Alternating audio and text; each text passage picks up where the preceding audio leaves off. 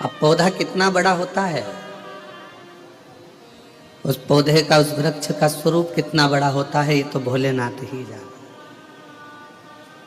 और इतना विश्वास शिव महापुराण में शुरू से रहा है और आज भी, क्योंकि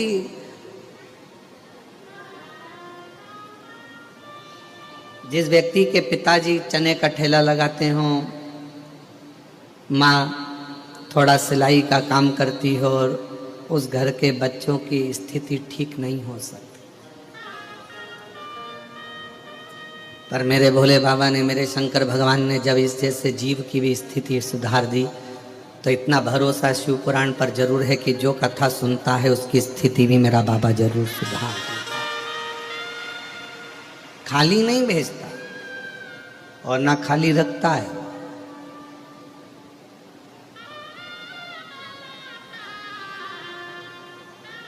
ना तो वो खाली रखेगा ना खाली भेजेगा।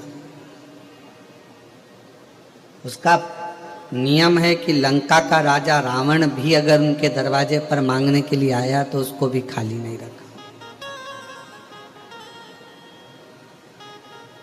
तारकासुर ने भी अगर कुछ मांगा तो उसको भी खाली नहीं रखा। और हिरण्याक्ष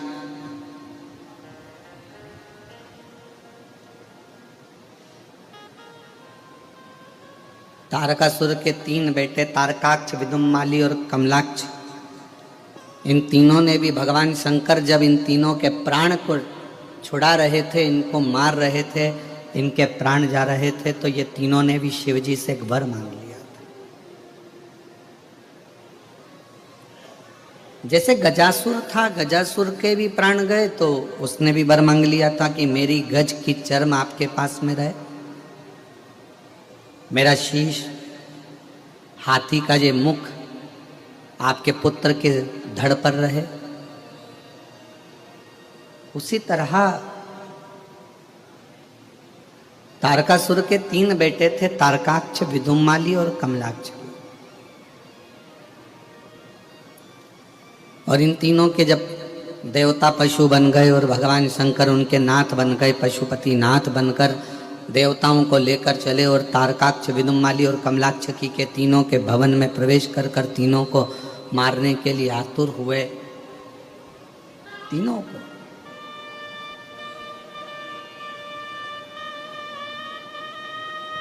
और जब तीनों को मारने के लिए उत्सुक होते हैं, आतुर होते हैं, तीनों को मारने के लिए जाते हैं,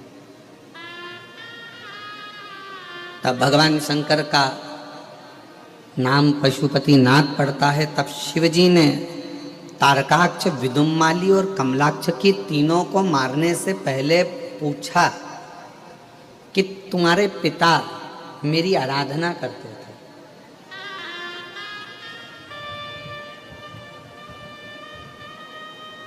और मेरा नियम रहा है, घर का यदि कोई एक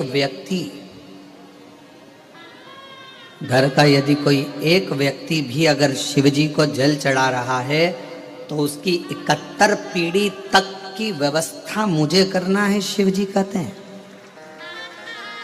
यहां 7 पीढ़ी से मतलब नहीं है, यहां 71 पीढ़ी चलती है।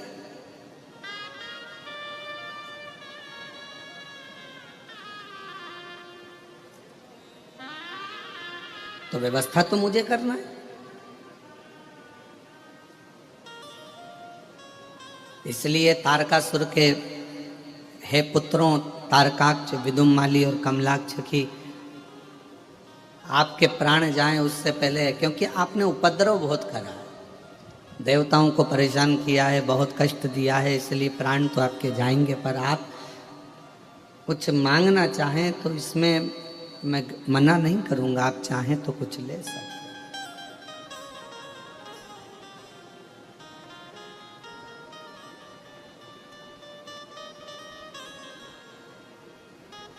आपका मन हो जो आप मांग सकते हैं।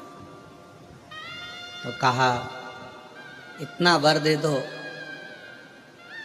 आप पशुओं के देवता बनकर आए हो, पशुओं के नाथ बनकर आए हो, संपूर्ण ब्रह्मांड में आपका ये नाम जगत प्रसिद्ध हो, और हम आपके हाथों से मरे तो आपका नाम पशुपति नाथ के रूप में पूजा आ जाए। पशुपति तीन क्रम हुए हैं हमारे शास्त्रों में। पहले नंबर पर है पाशुपत्य अस्त्र, दूसरे नंबर पर है पाशुपत्य योग, और तीसरे नंबर पर है पशुपति व्रत। हमारी तो इतनी सामर्थ्यता नहीं और ना आपकी इतनी सामर्थ्यता है कि आप इतना तप कर लें और भगवान से पाशुपत्य अस्त्र प्राप्त कर लें।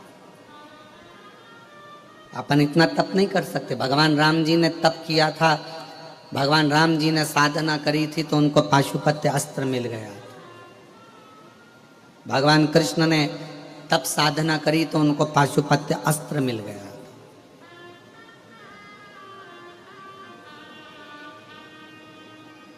तो आपकी और हमारी इतनी सामर्थ्यता तो नहीं है कि आप और हम पशुपति अस्त्र को प्राप्त कर सकें, भगवान शिव जी से उनका अस्त्र प्राप्त कर सके। ये हमारी और आपकी सामर्थ्यता और संसार के आज के व्यक्ति की सामर्थ्यता नहीं कि वो पाशुपत्य अस्त्र को प्राप्त कर। और इतना हम में और आप में भी तब बल नहीं है कि हम पाशुपत्य योग कर सके। तो फिर संसार के लोगों की सरलता के लिए तीसरे नंबर का क्रम बताया पशुपति व्रत। कलयुग का व्यक्ति क्या करेगा? ना तो उससे इतना तप होगा, ना उससे इतनी साधना होगी, ना उससे इतना आराधना होगी, तो फिर संसार के लोगों का उद्धार कैसे होगा? शंकर भगवान ने संपूर्ण विश्व के कल्याण के लिए दो चीजें शिव पुराण ने दी है। थोड़ा सावधानी से ध्यान दीजिएगा कथा की ओर। आज कथा का विराम दिवस है, बहुत ध्यान दें। शंकर भगवान माँ जगत जननी पार्वती जी के साथ जब भ्रमण पर निकलते हैं, घूमते घूमते जब देखते हैं तो कोई तन से दुखी है, कोई मन से दुखी है, कोई धन से दुखी है, कोई परिवार से दुखी है, कोई कष्ट है, कोई बीमारियों में ग्रसित है। कलिकाल में इतना भयंकर रोग घेरा जा रहा है, कोई कैंसर जैसा रोग है, कोई किडनी लीवर का रोग है, कोई थायराइड जैसा रोग है, किसी को शुगर हो गया, किसी को बीपी हो गया, कोई का वंश नहीं बढ़ रहा, कोई के यहाँ संतान नहीं हो रही, कोई के यहाँ नेत्रों की प्रॉब्लम हो गई, नए नए तरह के रोग उत्पन्न हो गए।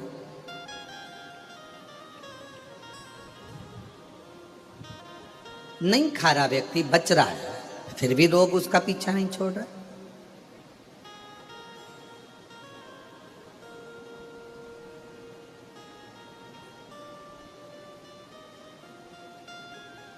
शिव जी ने देखा कलिकाल को, कितना विचित्र यह कलिकाल है और हर व्यक्ति यहाँ दुखी है।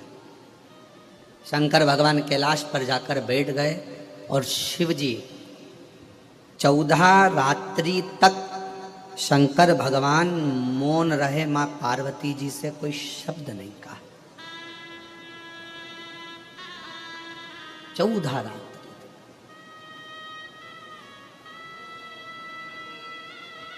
चौदह रात्रि तक जब शिव जी ने कोई शब्द नहीं कहा, मां पार्वती जी देख रही हैं कि शंकर के मुख से 14 रात्रि तक कोई शब्द नहीं निकला।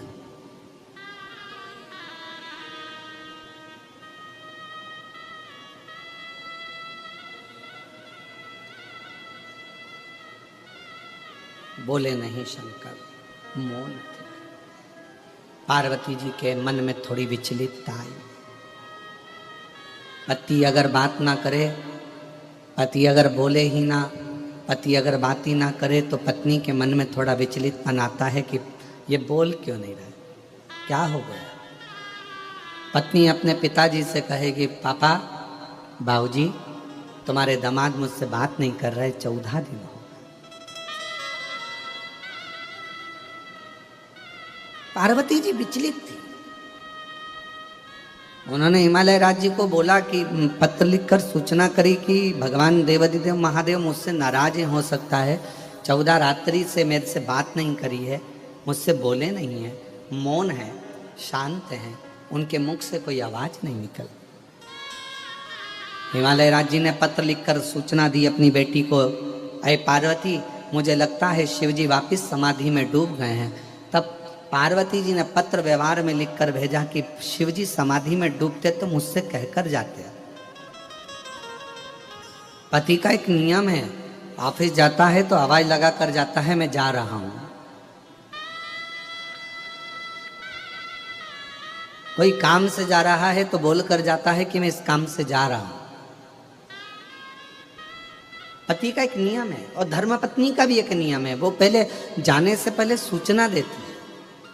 और बिल्कुल हमारे यहाँ विवाह शादी में वचन जो बुलाए जाते हैं 7 और 5 वचन में से एक वचन ये भी है कि घर की धर्मपत्नी जब भी अपने घर से बाहर निकले तो या तो वो अपने घर के बुजुर्ग, दादा ससुर हो, दादी सास हो, पिताजी हो, ससुर जी हो, सास हो या पति हो, घर में किसी ना किसी को सूचना देकर जाए कि मैं कहाँ जा रहा हूं। ये नीति है।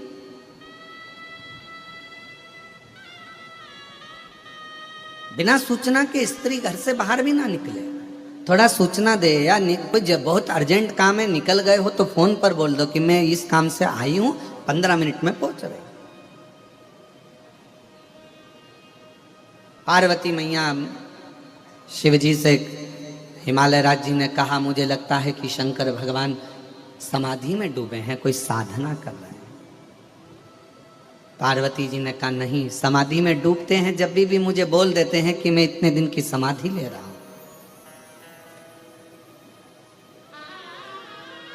मैं 87,000 वर्ष की समाधि ले रहा हूं, मैं 50,000 वर्ष की समाधि ले रहा हूं, मैं इतने वर्ष की समाधि ले रहा हूं। शिव बोलते हैं, पर आज तो शंकर 14 रात्रि से बोले नहीं।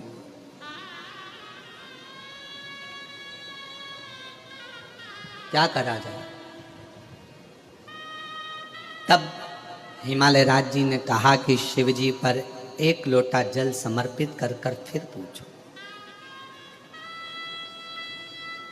शिव जी की आराधना पार्वती जी ने करी, पर शंकर भगवान 14 रात्रि तक नहीं बोले।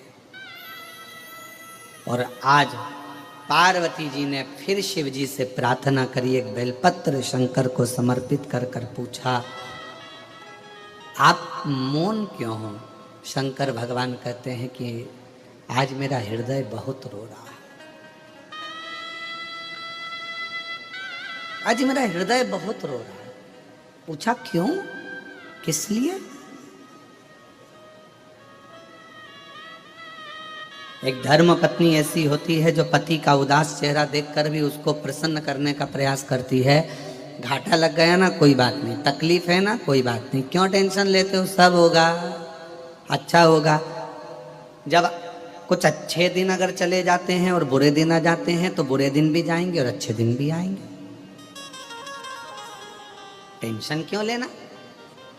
और एक धर्मपत्नी का सबसे बड़ा कर्तव्य यही है कि अपने पति को डिप्रेशन में ना रखे। वो अगर चिंता में डूबा हुआ है ना तो थोड़ा सा बल खुद दे। क्यों चिंता करते हो? सब अपन नहीं जोड़ा है ना, सब अपन नहीं बनाया है ना, लोन भी लिया तो अपन नहीं लिया है ना, तो चुकाएंगे भी अपन। फैक्ट्री अपन ने बनाई है, दुकान अपन ने बनाई है, मकान अपन ने बनाया है, तो फिर चिंता क्या करना है उसमें, चलाएंगे भी अपन। और चिंता मत करो, दुनिया कुछ भी कहे मैं तुम्हारे साथ में हूं, तुम्हें टेंशन लेने की जरूरत नहीं है। ये धर्मपत्नी अपने पति को बल, धर्मपत्नी अपने पति को ये बल प्रदान करे कि तुम क्यों चिंता करते हो, क्यों टेंशन लेते हो, क्यों चिंता में डूबे हुए, क्या परेशान, मैं हूं तुम्हारे साथ। और कदम से कदम मिलाकर चलने के लिए मैं तुम्हारा साथ कभी नहीं छोड़ूंगा।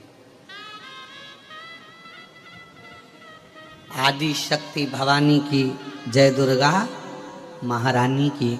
हमारे यहाँ ये जो नारा लगता है आदि शक्ति भवानी की जय, दुर्गा महारानी की, शिव की आदि शक्ति पार्वती जी हैं और पार्वती जी की आदि शक्ति शिव है।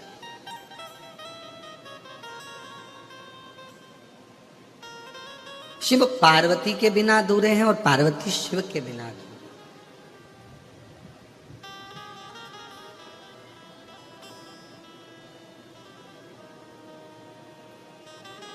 कितना सुंदर कहा है विष्णु पुराण में,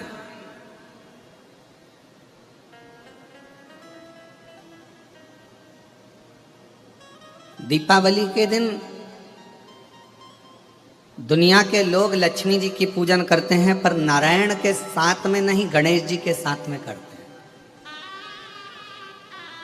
हैदराबाद में भले नारायण जी के साथ में हो सकती है, हमको नहीं मालूम, पर ज़्यादातर घरों में लक्ष्मी पूजन गणेश जी के साथ होती है।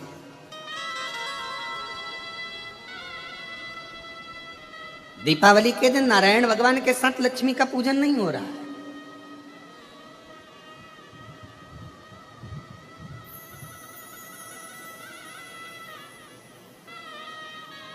गणेश जी के साथ लक्ष्मी जी का पूजन हो रहा है। और लक्ष्मी जी का अगर फोटो देखोगे भी तो आपको सरस्वती जी का फोटो मिलेगा, गणेश जी का फोटो मिलेगा, लक्ष्मी जी का फोटो मिलेगा। ऐसा एक चित्र होता है तीनों का, उसमें बीच में लक्ष्मी जी होती है, इधर गणेश जी होते हैं, इधर सरस्वती जी होती है। उसमें भगवान विष्णु नहीं होते, उसमें भगवान नारायण नहीं होते। कभी आपने विचार करा कि आखिर इस फोटो में लक्ष्मी जी का पूजन हो रहा है तो भगवान विष्णु को होना चाहिए था, पर यहाँ तो गणेश जी विराजमान है, सरस्वती जी विराजमान है। आखिर ये गणेश जी और सरस्वती से लक्ष्मी का संबंध क्या है? संबंध तो भगवान नारायण से था। और संबंध अगर भगवान नारायण से तो लक्ष्मी और ये गणेश जी और सरस्वती से क्या संबंध हो सकता है जो दीपावली पर इन दोनों के साथ में लक्ष्मी जी का पूजन हो रहा है? तो शिव महापुराण की कथा कहती है, विष्णु पुराण वर्णन करती है, एक बार माता लक्ष्मी जी जब भगवान नारायण के सामने संवाद कर रही थी, तब माता लक्ष्मी जी ने अपना स्वयं का गुणगान बहुत किया कि मैं लक्ष्मी, मैं लक्ष्मी, मैं लक्ष्मी। तब भगवान विष्णु के मुख से निकल गया, ऐ लक्ष्मी तो पूर्ण लक्ष्मी नहीं है, तो अपूर्ण लक्ष्मी है।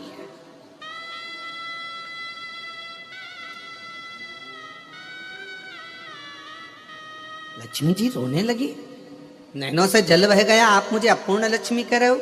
हाँ, क्योंकि हम देवता को श्राप लगा है, संतान का सुख नहीं है।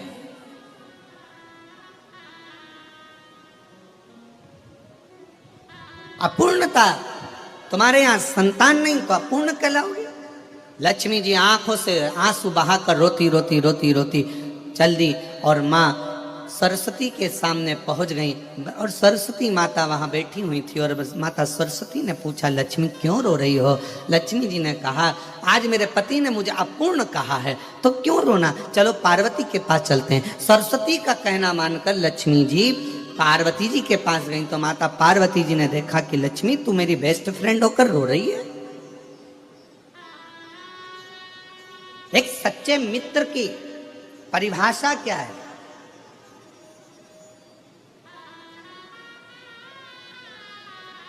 मित्र की आंख में अगर आंसू आए हैं तो मित्र की आंख में भी आंसू रहे, ये सच्चा मित्र है। दोस्त को घाटा लगा और एक दोस्त अगर खुश हो रहा है तो वो दोस्त नहीं हो सकता, वो मित्र नहीं हो सकता।